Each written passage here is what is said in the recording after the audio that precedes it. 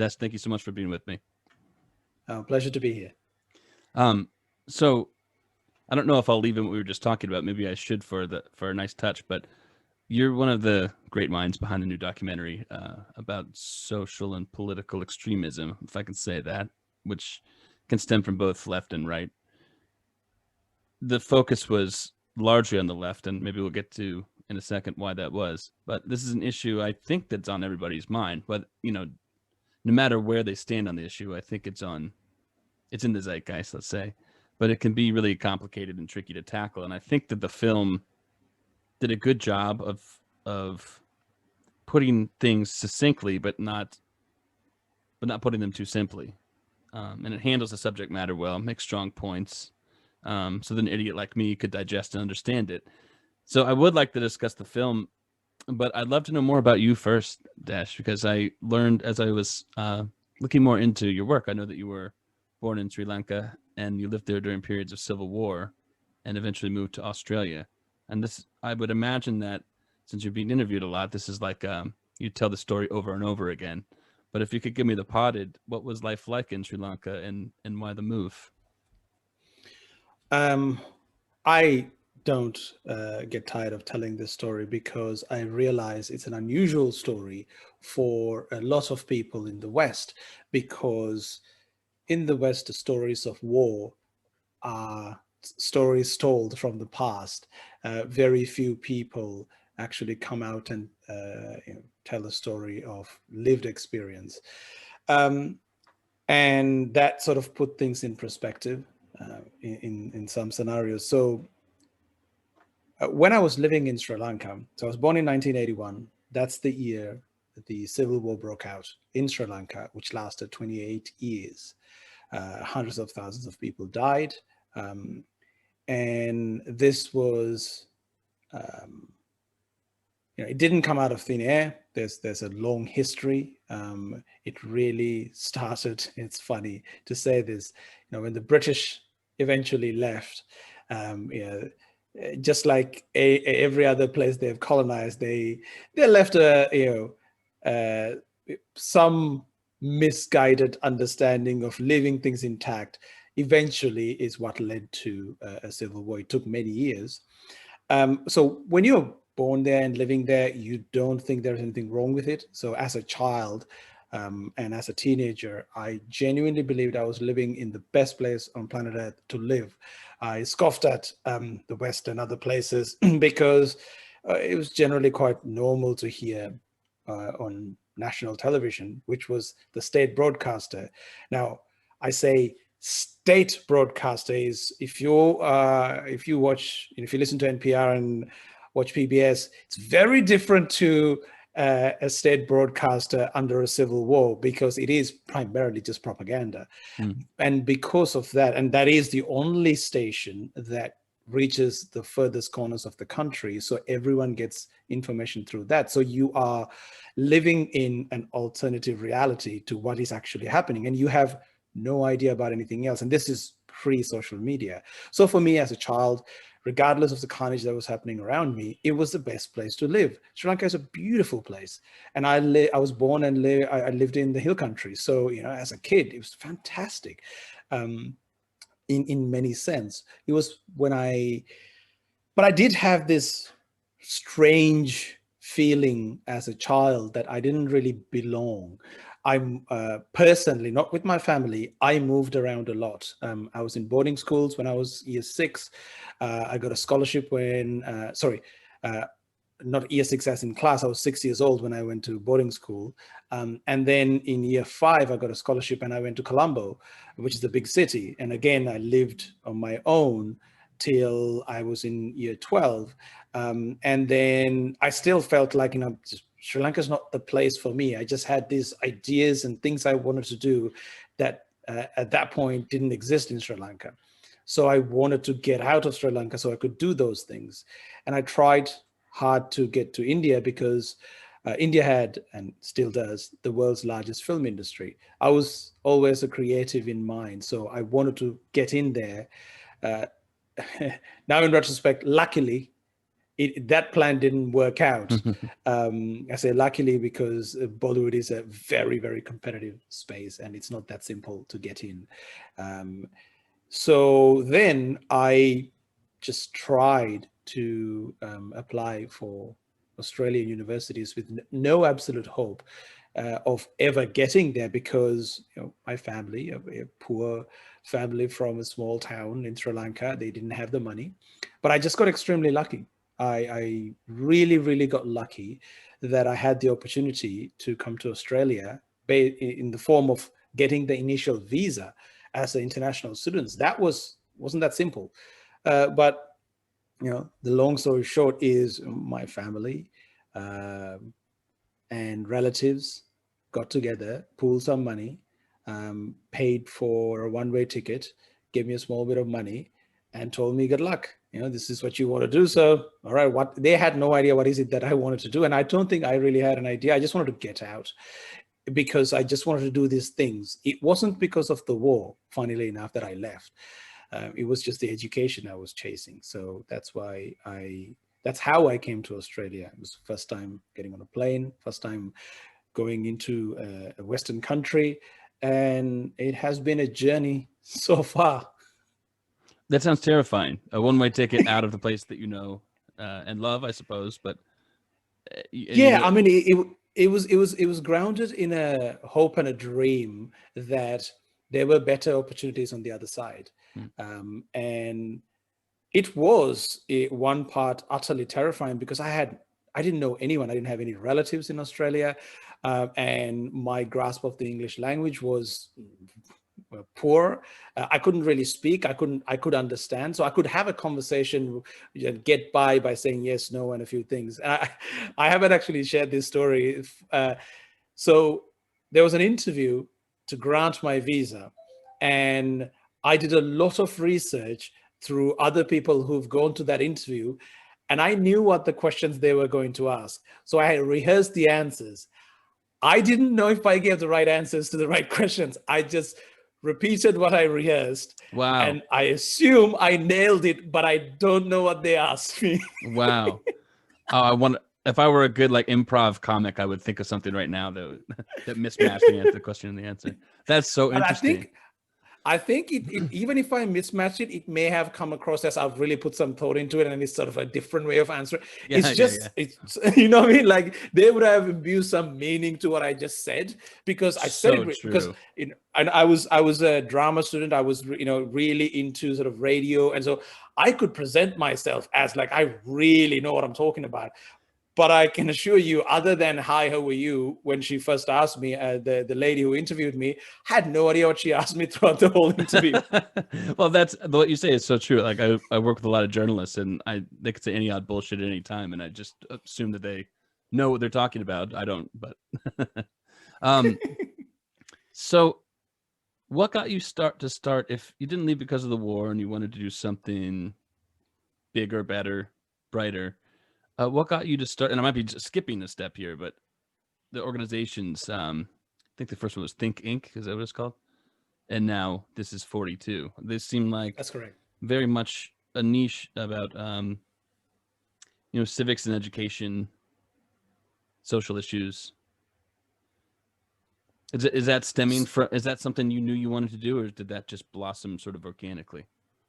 Well, look, when I left Sri Lanka, I didn't necessarily have quite a specific idea what I wanted to do. I knew I wanted to eventually get into filmmaking, but I didn't get to that point for 17 years since I left.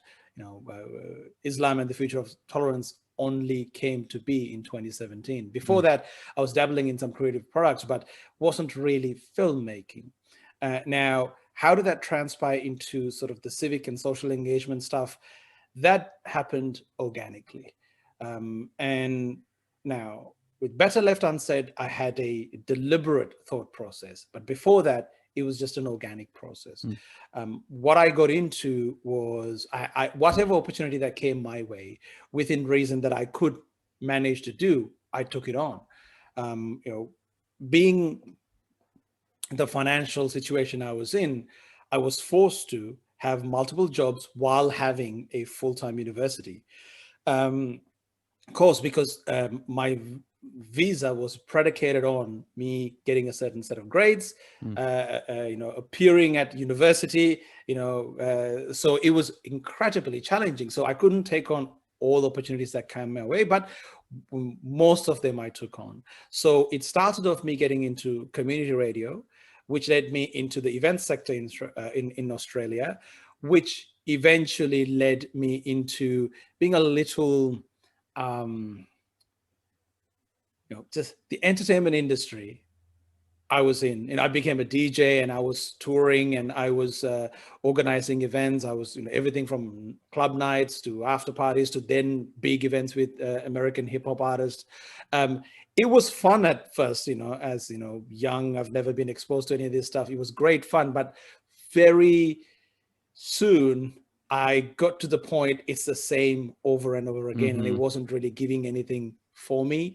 And that's, I was personally going through a journey of trying to understand basically my place in this universe. It started off me trying to get into religion. I had a 2-year journey where, I was born in Sri Lanka. So 75% of Sri Lanka is Buddhist. So I was born into a Buddhist family. So I had a fair bit of knowledge about Buddhism, but that's all I did. So at this point in my life in Australia, I went through a journey where I joined a born-again Christian movement. And I have this thing, once I get into something, I go all in. So I went all in. I was being trained to be youth minister in like within months. I got obviously baptized, and I went all in. And then, but there's part of my brain was like, this doesn't make much sense what you're doing right now, and that space. And that led me to read the Quran and some hadiths, and I was like, okay, there's something here, but this still doesn't make much sense. I read the Mormon Bible, and I went through this massive journey, and then eventually led me to old philosophy books and new philosophy books, and that spat me out as an atheist at the end of all of this. And that then gave me a bit more understanding of the world around me, and this new curiosity about science and sort of philosophy. This was happening at the same time I was getting over this music world, and that led me to create Think Inc., because I wanted to figure out a way how to get people like me and young people at that point who are interested in sort of entertainment stuff, but also have some curiosity towards science and reason.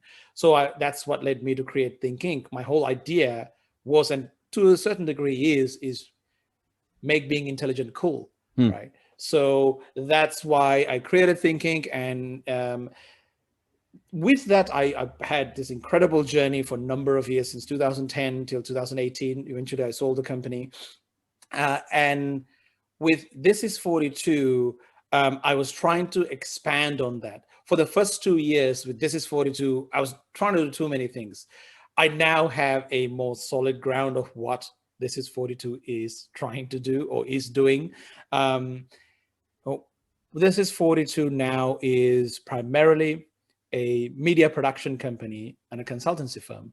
So we basically provide the backbone for a number of intellectuals to be in front of larger audiences. That is in the form of podcast production, for event management, talent management, and also we work with organizations who are trying to do this, because I have this decade of knowledge of taking this intellectuals into this massive number of people rather, that sort of gave me, there's a bit of a science to it. So let me pass on that information to as many people as possible. So that's what This Is 42 is doing. And on the side of that, it's now given me the tools I need to make the films I wanted to make. So we produce films on top of producing podcasts.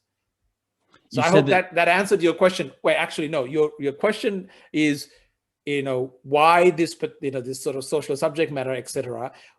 The reason being is now I have a lot more, I think it came with age, that I realize there are so many social issues that people are tackling, whether it's climate change, political issues, etc. But I notice when there is an important subject matter, in 2017, it was Islam's place in the world. Nobody wanted to talk about it. It was this thing that like everyone was scared about to talk about. And I was like, there is a way to talk about this. And I found these two intellectuals who was having this amazing conversation, and I turned that into a film. That's the origins of Islam and the future of tolerance. And now in today's world, the geopolitics of the West, which has a direct influence into the rest of the world, because America exports its democracy to the rest of the world, just like it's music and entertainment. So I can see what's happening, and part of that terrifies me. So I've been wanting to make a film addressing that. And so now my interest, last few years, have really been sort of poking at issues that people think that we shouldn't be talking about. I did an event that became a huge controversy about feminism, because I found the current wave of feminism rather confusing. And then I organized a third or fourth wave feminist, I don't know what wave it is anymore, Roxanne Gay, to have a conversation with more of a second wave feminist, Christina of Summers. I mean, that was rather a failed conversation, because didn't necessarily see eye to eye, one party mainly, but that's kind of my interest. And Better Left Unsaid is taking on that tradition. For me, is talking about extremism in modern politics in the West. And we can talk about more why I spent a fair bit of time on one section than the other, but I hope I answered your question there. You answered it very well. Before we do that, I'm curious. This is always something I'm curious about, people's struggles in the beginning before they create something worthwhile and productive. You said you were trying to take on too many things at once at the beginning of This is 42. What are some of those too many things? Well, I wanted to still continue to run events in Australia, although I already had the knowledge that scalability from a business perspective already hit a limit. When I first started doing what I did, nobody was doing that. Actually, and you can look it up, and if your listeners can look it up, I couldn't find before 2010 an intellectual touring company, a touring company that was specifically just touring intellectuals. It wasn't a thing that existed. There were companies that were touring just comedians, like TV personalities, but no one thought of just intellectuals. And that's what I created. Now, once we got like 5 years later, people started seeing, ooh, we can do that. And they were competitors, but I had a really good run. But I got to the market cap of Australia and New Zealand. And for some reason, when I started This is 42, I'm like, I'm going to do that as well. And I want to make films. I want to produce podcasts. And I want to create these short YouTube videos explaining things. And I want to manage talent. And I want to, what else did I want to do? There was so many things. I completely confused my entire team because what to focus at a given time, because I felt like I have this freedom now to start again. And what would I do this time around? So all of those moving parts. Do you feel like all that too muchness was necessary to create what you, in some ways, I mean, of course it is, but yeah, sorry. Yeah, so in a way, now one would look at my organizational structure and say, you're doing too much now. But starting with sort of lack of organized chaos, it was just chaos. Now I have organized chaos within the organization. But there's at least an overarching understanding what are these moving parts and where they're all going. They all have a similar thing. And that's how my brain works.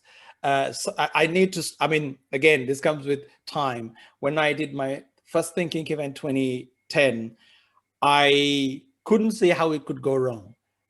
It didn't go wrong as far as the public concern, but behind the scenes, financially, it did. And it took me a number of years to work out how to bring everything back and then start again. And I've learned from my mistakes. So this time around, when I realized it's not working, I was quick enough to pivot the business in a way. And it was kind of funny. When I did what I did, it was like a month before the pandemic hit. So I decided to stop running events a month before the industry completely shut down itself. Wow. I was like, well, that was good timing. You brought it in for a landing before it got chaotic. Wow. Right. Okay. So you do not strike me as a person who talks about things that are, let's say, controversial for the sake of being controversial. It seems important to you that you get to the bottom of issues or at least give it your best try, especially if you're the kind of person who can dip your toe into sort of an ideological framework so many different times, think about it, pull yourself out of it, know that you want sort of a community or ideas to contextualize yourself in, but you're willing to try on different different ideas. So why was it important to you to talk about extremism in the West? Well, you're right. I'm not interested in being a provocateur. I don't want to poke a hornet's nest just because it's fun to do or to get some attention to me. I am very comfortable staying behind the scenes and letting the smarter minds to talk things, just giving them the platform. I only tend to get in front of a camera if I need to do it. Now, why is it important? In the context of Better Left Unsaid, in the last few years, I mean, really, the Trump presidency brought out the most chaotic political scenario I've seen in the whole world. And it's not Trump's fault. It's merely a manifestation of symptoms and the illness that existed within the system for years. Your Trumps, your Boris Johnsons, your Bolsonaros, to Dutertes in Sri Lanka, Gotabaya, all of those leaders have, Modi in India, they all have a relatively common theme. They're very strong personalities and they like to have a lot of control, and they tend to do things that a democracy should not be doing, and they feel as they are a form of saviors that is going to save a nation or its people. And for me, the vivid memory of a civil war and how the country was governed at that point, and having a good understanding of what led to a civil war, it's now, as an adult, I look back at it and it's constantly in my mind. And in the last 4 or 5 years, when people started throwing things like civil war, like, when Americans talk about civil war and really enthusiastically, like they want it, I was like, it's this romanticized idea of civil war, revolution. If you speak to people who've been through that journey, you'd realize they do not want that at all. And then I started hearing some terrible ideas presented as really good ideas, not only by people on a radical fringe, but mainstream. And somehow, like, it's artists and actors and big TV personalities were throwing ideas around, and I was like, I can't be the only one. This shouldn't be how you're looking at this particular issue. Like what's an example of something that caught your attention? Well, the idea of Marxist ideology presented as, I haven't made this very clear, and I want to make it very clear. I am on the political left in most cases, right? Recently, I've come to and I'm a liberal, small L liberal in every political policy. So I consider myself to be on the political left. But I realize more and more I have been pushed to the center because the current political left is quite different to what it was a few years ago. So when I started hearing multimillionaires talking about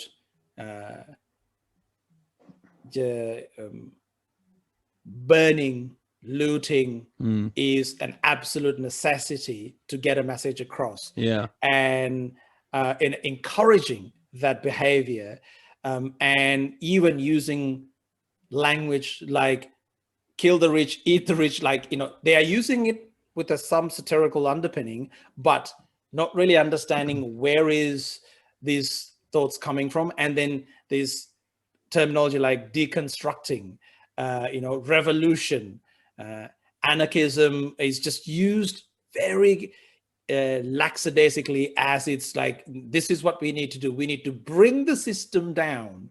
And these were presented as somehow really good ideas that we haven't tried before. And that's freaked me out, in the sense like, what people aren't realizing, and this is the paradox of reason/science-led societies. When things get so good, people are looking for a reason to, you need a black and white narrative to, Hollywood's an amazing job of presenting you with the absolute evil, like Darth Vader looking person. So you need that, you need to be good you need to have this good fighting evil. It's this consistent battle. And these ideas were presented in that light, that this is a societal necessary, that we need to fight this evil. Now, this is not exclusive to one side of the political aisle. Various forms of this presented by both the political left and the right. But there were some people that I respected were throwing some ideas that I knew were to be terrible ideas. And this I recognized a few years ago. And that's what sort of led me to start looking into this, eventually making the movie. I was thinking about this. I hear the term Orwellian thrown around all the time. And I've read and taught about Orwell for a few years now. And it's funny, each political side talks about the other side being Orwellian. Well, the speech is Orwellian. And so then you get the, well, we have to combat this. Both sides have this idea, well, let's say especially the left has the idea of, well, let's burn it all to the ground, without doing the courtesy act of trying to fix things first. But both sides feel that as though their rhetoric is okay, even though it might sound sort of Orwellian, because we sort of are smarter than, or, more wise than any of these things that have happened in history. For the left, I find that interesting because I think that the only reason you could be confident that you could be speaking this way and things won't go horribly for you would have to be because the institutions would be strong enough to withhold you when you're acting so destructively. I'm curious to get your thoughts on that. It's something that's been percolating, but I haven't really talked much about. Yeah, I mean, again, this is one of the things why when I mentioned that it got me worried and somewhat irked when people talk about warning civil war or warning revolution, not really understanding what is it that they're asking for. It's there's this notion, and there's plenty of data now that's come out. The group of people who advocated more strongly for the literal defunding of the police, not figurative, the literal. They are speaking on behalf of a community that they have relatively limited understanding. If you look at most of those places, if you ask the people who live there, they overwhelmingly want more police, right? So the reason I use that example to try and elaborate the point that you made is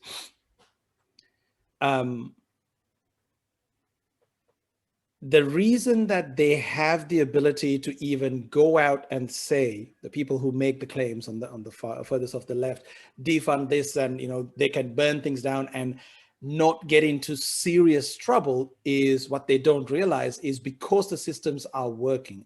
You have a level of ability to be free.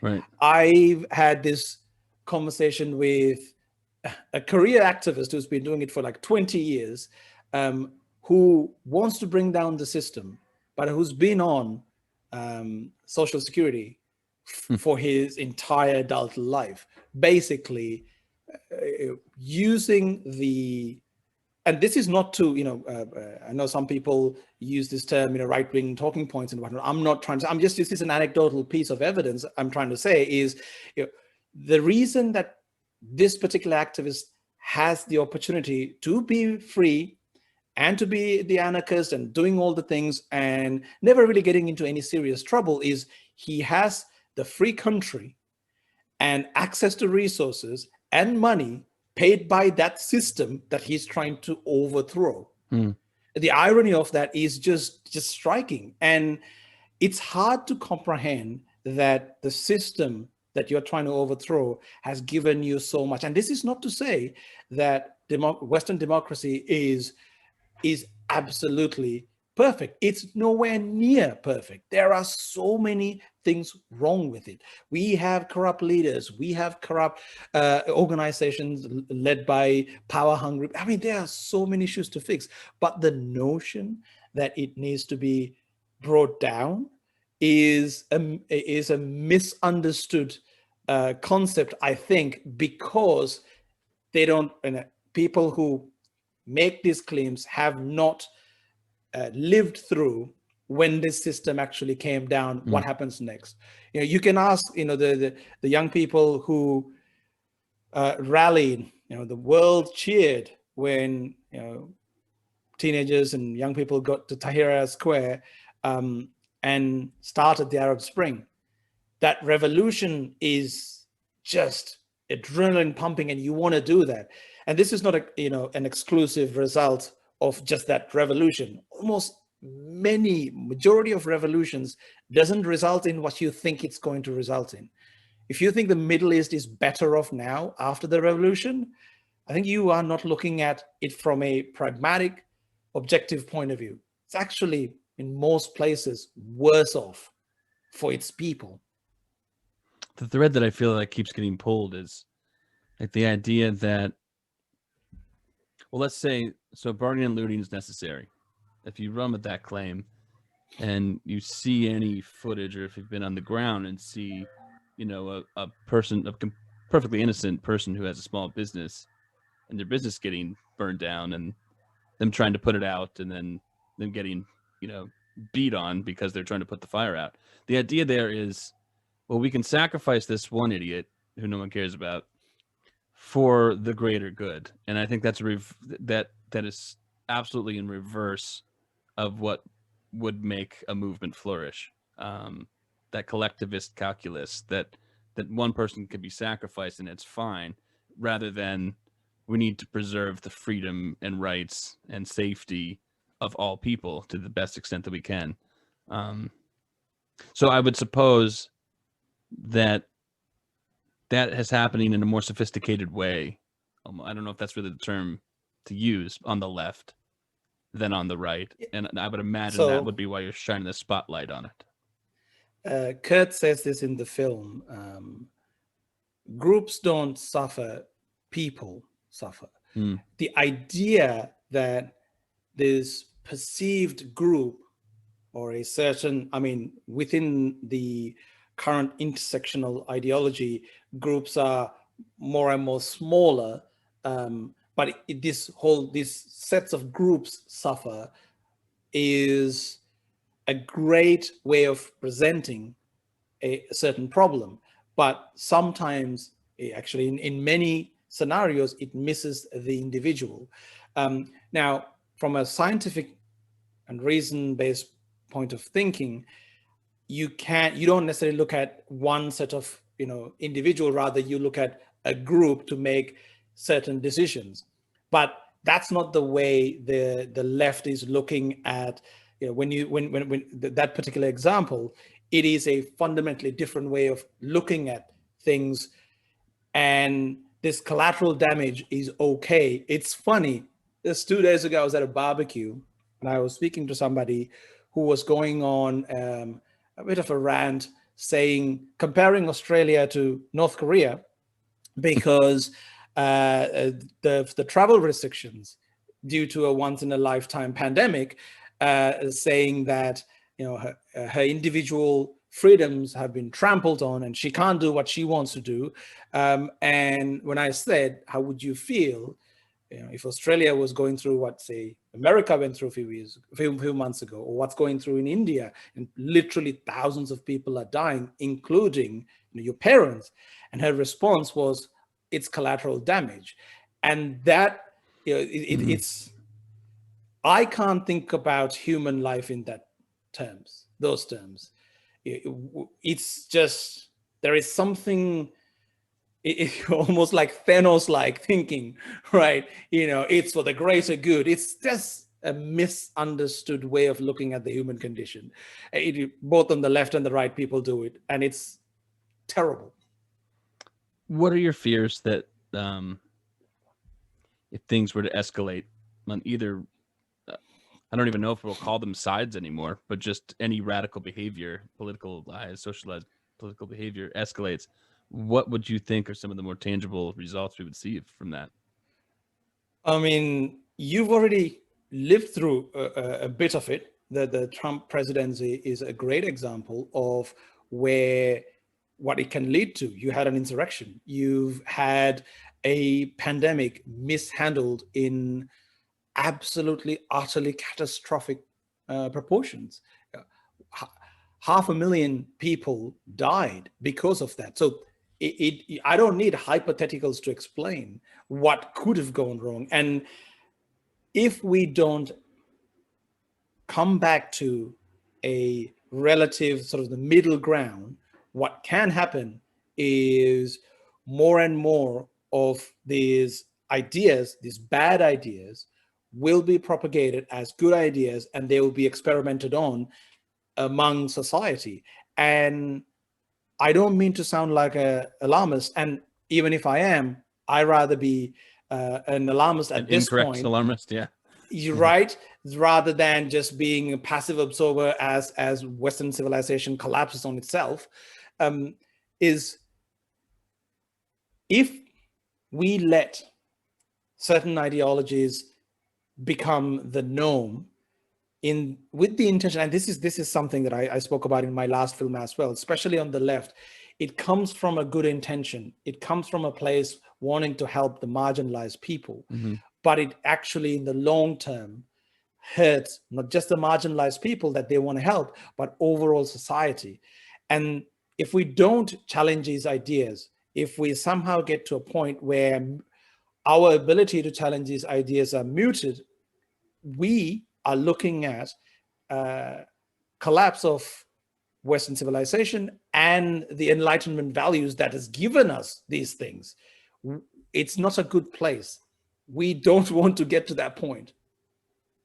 So there's I think an idea that people have, and I guess it would just be an example of reducing dissonance, that, as you say, we've lived through some chaos relative to what we experienced in years past, or relative to what we feel in our homes and our own lives. And I think there's a sense that something like Trump being out of office, restrictions loosening from this pandemic, will solve these, will ameliorate a lot of the troubles that we see, and things will flatten out. I don't get the sense from your film that you believe that those are the simple solutions to the problems that we face. In fact, you just said that there's something about the rhetoric and the way that it's propagated that is actually leading to these problems.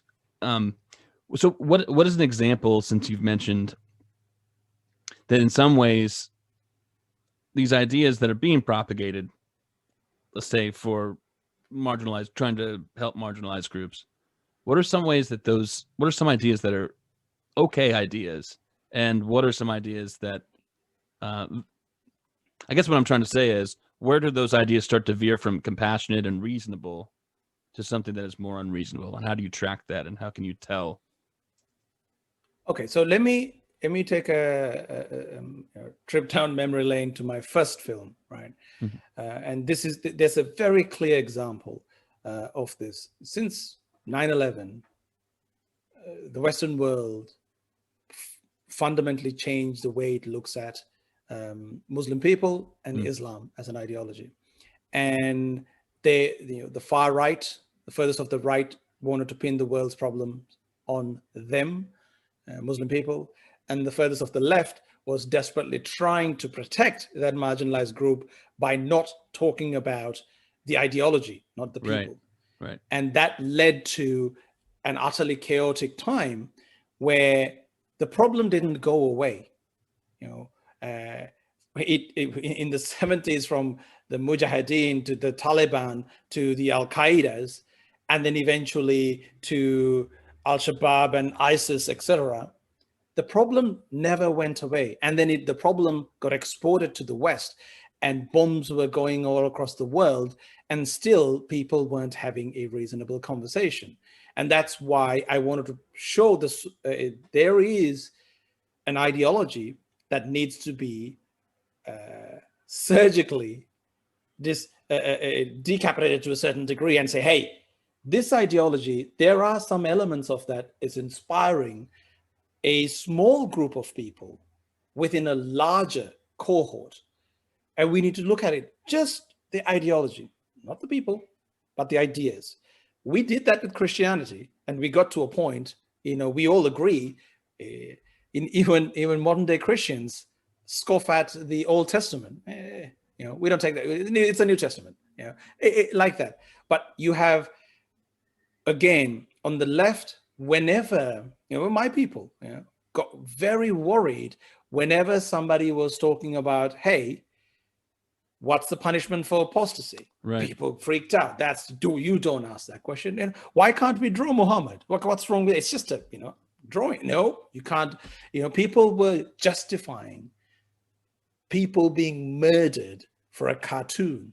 So even today, now we don't report about it, but the idea of Islamist extremism and jihadism, it's not gone away.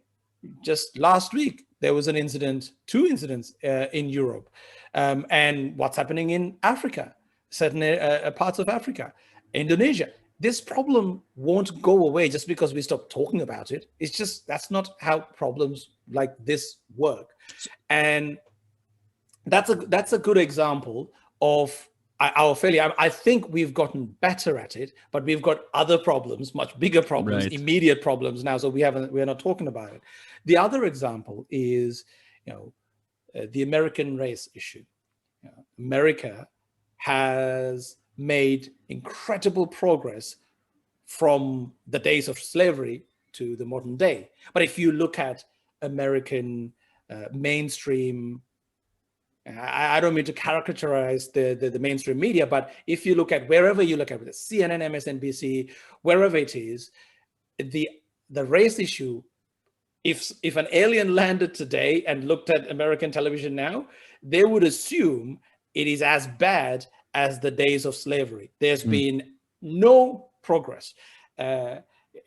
Black people in America are hunted down on the street every day, but it is factually inaccurate. This is not to say there is no race issue in America, right? But again, the way it's presented, it is this catastrophizing of what's actually happening. And that prevents you from actually looking at how to fix the issue, because you don't have a clear understanding of the issue itself. That's why, again, we spent painstaking hours explaining Islam as an ideology.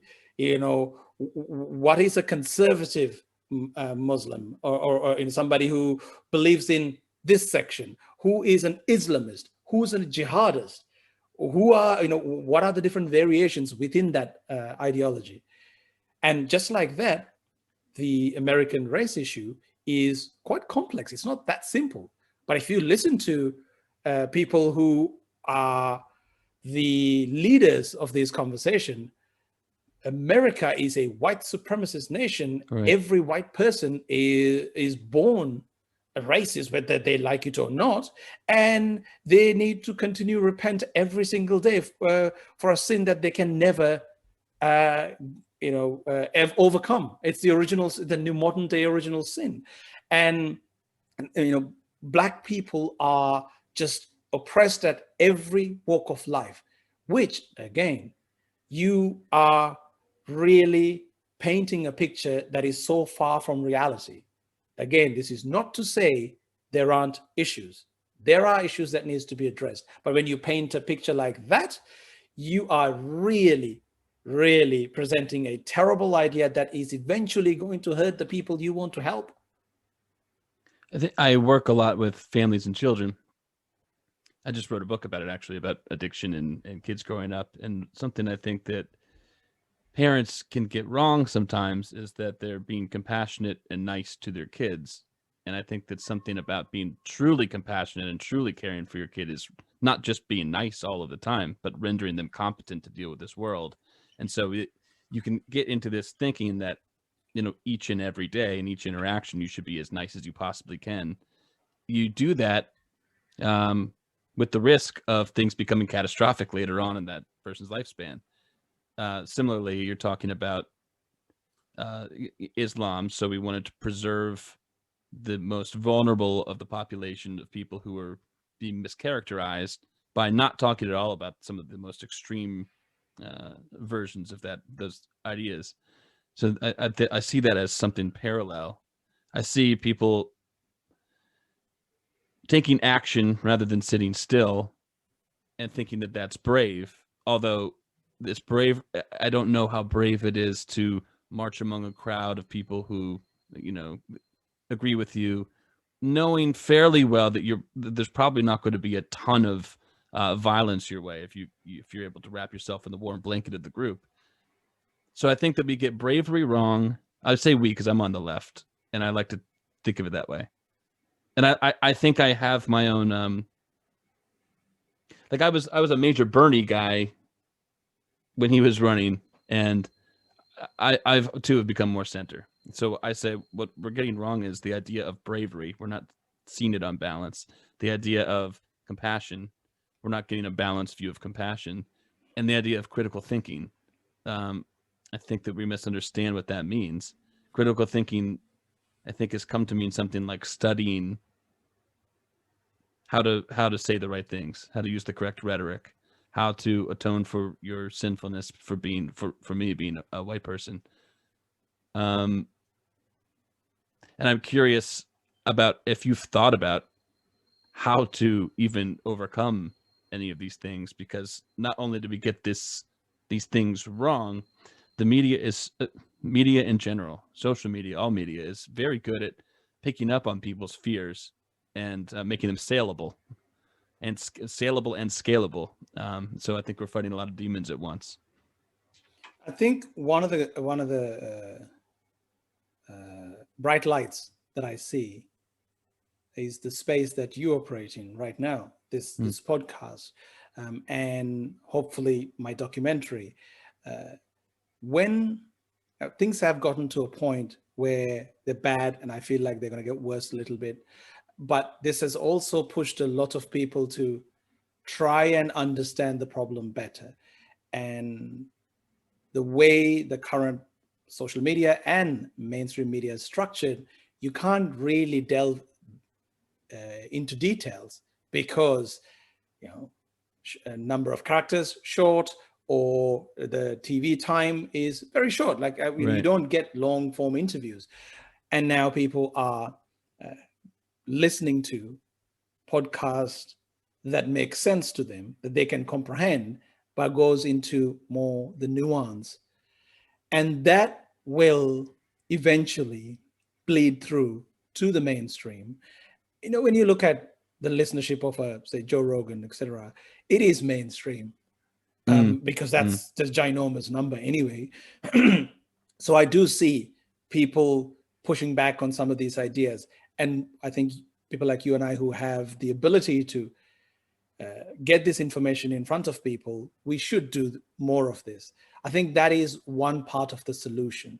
And then, in a way, and I use this word when we do this, when we normalize dissent, to use a term from the far furthest of the left, when we normalize dissent, it actually empowers other people who want to talk about these things. Yes.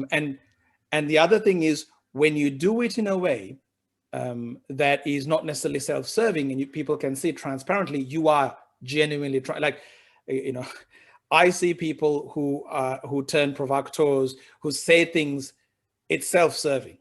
They know they're going to get a reaction, and they know they are going to use that reaction to either political gain or financial gain, etc. But then there's larger groups of people who can influence the local community, 50 people, 100 people on their social media. They start doing that because they now have the basis, because they listen to this podcast or watch a movie, so they can at least have the basic knowledge base because it's available. So we should make this more available. Right? I'll give you one anecdote, and I tell this story because it was so powerful when it happened and I witnessed it. For Islam and the Future of Tolerance, before that, I did a tour in Australia with Sam Harris and Majid Nawaz, who are basically the two protagonists in the documentary. The last event happened in Sydney, and this was the most intense event I've ever organized, because we actually had credible threats. And just to put it in perspective, normally at an event, we have, at an event with 2,000 people, we have 2 security guards. That's just standard, and then we have lots of ushers and whatnot. But for this event, the day before the event, the bomb squad came along to the venue with sniffer dogs, did a full run through the venue just to make sure. Yeah. And then for 24 hours, the police, both the federal and the local police, basically were around the venue just making sure. And then the day of the event, we had to hire, on the advice of the police, we had to hire 26 security guards. And for the first time and the last time, we had to hire armed security guards. See, in Australia, you don't see, not even, sometimes even police don't really have a loaded weapon. It's very unusual. And we now had basically an army, a small army of security guards with weapons on top of the police with their weapons. And police cars stop on either side of the street of the venue. And we had to install metal detectors at this venue, which didn't have metal detectors because it's not normal over here. You were like the JFK it was airport. Right. It was very, people had to take everything they had in their pockets, and we had to send an email to ticket holders saying, don't bring bags. Don't bring bags. So whatever in your pocket, they had to run through that was unusual. And police and security pat down certain people. So, it was just insanity. We had to get personal bodyguards for both Sam Harris and Majid Nawaz behind this scenes. Wow. And at that, right towards the end of that event, Majid made a comment to the audience, and he said, he's seen everything that's just happened. The security, the bomb squad, and all that insanity. And he basically thanked the audience for spreading the threat. It wasn't, normally it's just him who needs all of that. Now there's 2,500 people in a place that took the risk on to be there, sort of normalized that, hey, having this conversation is okay. It's not wrong for us to have conversations. So that's, I think, I see that as a great story. And for me, the stuff I do know I'm taking a risk in many areas, because I have people who don't speak to me anymore. I have venues that I've lost sponsors who won't speak to me, respond to me anymore, because what they think I'm doing is wrong, or by association, they worry they'll get something. But that's okay, because I then have thousands of people who watch the documentaries or attend the events. That sort of makes me feel as, okay, I'm not doing the wrong thing here. I'm trying to do the thing to hopefully everyone can look at these ideas, because it's important we get our head around these issues. Were you ever worried? Did the idea of threats, and not only physical or violent or assaultive threats, but the threat of losing ground in your own tribe ever discourage you or keep you silent? For some reason, it never did, because I felt like my tribe is bigger. And not to sound self-righteous, I also felt like everything I was doing was bigger than me. And whatever, and I've always looked after myself, and I've always moved around, and I've always sort of adapted. I knew if something goes wrong, I'll figure out a way, because I always do. What Majid and Sam Harris talked about it. You mentioned this, you alluded to this a little earlier. There's concentric circles of ideology. The most extreme, and people who are supportive of the most extreme, even if they aren't, and people who are tolerant of the supporters of the most extreme. Do you see that same sort of concentric formation around ideologies now? Yeah, I do, actually, because we are led to believe there is a far left and a far right. Yeah, it is not that simple. That's exactly You'd be surprised. what I mean, yes. Yeah, so there's this big gradient. People who believe certain things on this end may not necessarily believe all of it, but also people who are sort of passively supporting certain things you wouldn't even know. And this was very evident. The example you used, there was this very small minority of jihadists who want to cause actual violence to create a caliphate. But there is a smaller group of people who are a bit more strategic about to get to that caliphate, who are using democracy and modern politics and strategies to get into power, like Muslim Brotherhood, who successfully deployed those strategies and came to power in countries. But then you have this quite a large group of people who don't either directly support violence or overthrowing of governments, but they are sympathetic towards the reasons why they're happening. And this group generally is a lot bigger than people assume. They're the people who may have homophobic ideologies because they're conservative Muslims, and they actually adhere to a certain aspect of that religion. So for them, that's a sin. And they have certain strong views about people who are not of the religion, but they don't act on it, but they are okay while the Islamists go ahead and act on it. And I see this in the political spectrum, which is you're not necessarily supportive of somebody from the furthest of the right talking about Anglo-Saxon ethno-nation or any of that stuff. But they do understand when everyone's calling them a racist, they're born racist, white, they all of a sudden feel like, well, at least somebody should speak about that. I'm just going to stay quiet here. Yeah. Because, hey, I'm not racist, but you're calling me one. Maybe those guys have something to, maybe there's something to that. I don't know. It's just that, I'm just asking questions kind of thing. I'm just letting it happen. The same happens on the left, right? So people are kind of feeling, I hope this gets sorted out. Yeah. Because either I don't have the energy to think about this, or I don't want to speak up about it. Yeah. That's why we need to, whenever we get the chance, we just speak up about it. And then say, hey, hold on. This, what you're passively observing, is morally and ethically wrong. And we're standing on the shoulders of giants. We have enough of human history to say, here's why this is wrong. And we cannot and we should not be passive observers as our society completely gets altered in a way that is not positive, because we should always change. We should strive to be better.